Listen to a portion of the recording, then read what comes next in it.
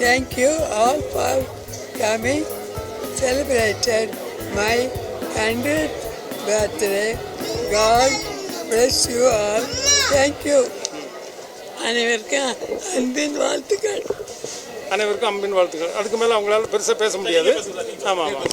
அம்மா 1924 ஜூலை 12 நேசரத்தில் பிறந்தாங்க.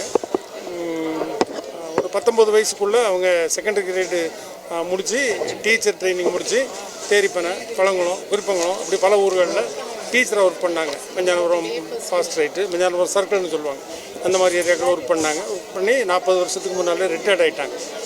இப்போ 40 வருஷமாக பென்ஷனர், சிக்கு. கடவுளுடைய கிருபையினால் இத்தனை வருஷம் உயிரோடு இருந்து 100வது பிறந்த விழாவை கொண்டாடுறோம். நன்றி. நான் ஒரு பையன் பேரம். இது என்னுடைய பையன் இங்கே இல்லை, பையன் இங்கே வர முடியலை, வெளியில் ஃபாரினில் இருக்காப்புல. இது மூத்த பொண்ணு, அடுத்தது இப்போ 2வது பொண்ணு. இது வந்துட்டு அம்மாவுடைய ஞானப்பிள்ளை. ஞானப்பிள்ளைன்னா இத்தனை பேருக்கு தெரியுன்னு தெரில. ஞானப்பிள்ளையனுடைய ஒரு அண்ணன், அந்த அண்ணனுடைய மகா. அந்த ஆசிரியர் Gabriel Jacob, AG Jacob, retired inspector of police, அவருடைய மகா.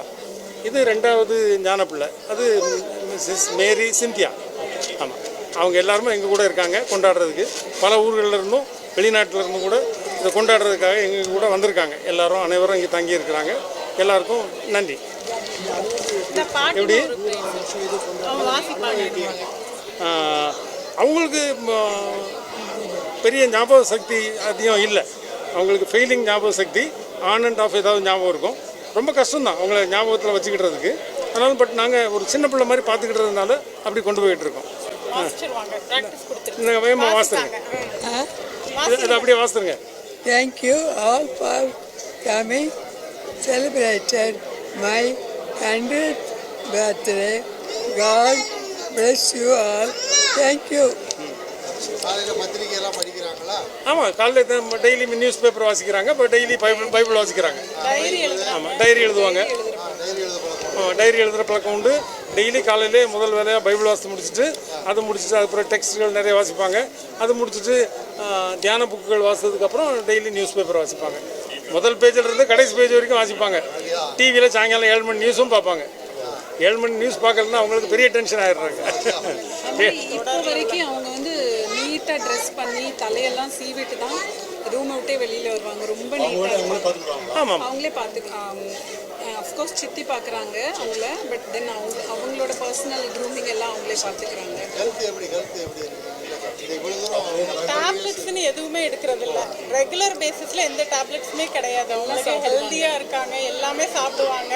ரொம்ப hard foods like rotis and chapatis மட்டும் இருக்குன்னா வேறு ஆல்டர்னேட்டிவ் கொடுப்போம். மற்றபடி டெய்லி நாங்கள் என்ன சாப்பிட்றோமோ அதே தான் அம்மா கொடுப்பாங்க. ஸோ ஹெல்த்தியாக இருக்காங்க. அது போக பழைய நேம்ஸ் எல்லாம் கூட நிறைய பேரோட நேம்ஸ் எல்லாம் ஞாபகம் வச்சுருக்காங்க. சில விஷயங்கள் நேசரத்தில் டீச்சர் ட்ரைனிங் டைமில் அவங்களுக்கு படித்து கொடுத்த யூரோப்பியன் லேடிஸ் பேர்லாம் கூட ஈவன்ஸ் அம்மா அப்படி இப்படின்லாம் பேரெல்லாம் ஞாபகம் வச்சுருக்காங்க. பட் நேற்று சந்திச்சவங்களும் அவங்களால ஞாபகம் வைக்க முடியும். அது இயற்கை. அவங்க கூட ஒர்க் பண்ண டீச்சர்ஸ் நிறைய இருக்காங்க. அவங்க கூட ஒர்க் பண்ண டீச்சர்ஸ் வந்திருக்காங்க நிறைய பேர். ஆமாம், எனக்கு தெரிஞ்சு 2 பேர் வந்திருக்காங்க. 2 பேர் அவங்க கூட ஒர்க் பண்ண டீச்சர்ஸ் வந்திருக்காங்க. என்னுடைய பேர் ஆல்பர்ட் பொன்ராஜ். அவங்க மிஸ்ஸஸ் கேரன் ஆப்பக், கிரேனாப்பு டீச்சர்னு போட்டிருக்கிறேன். அவங்க இங்கிலீஷ் நேம் கேரன் ஆப்பக், ஹரியட் கிருபைமணி அப்படி பேர் போகும். பட் தமிழில் சாதாரணமாக கிரேனாப்பு அப்படின்னு கூப்பிடுவோம். பைபிள் நேம் தான். அந்த காலத்தில் 100 வருஷத்துக்கு முன்னால் பைபிள் நேம் வச்சுருக்காங்க.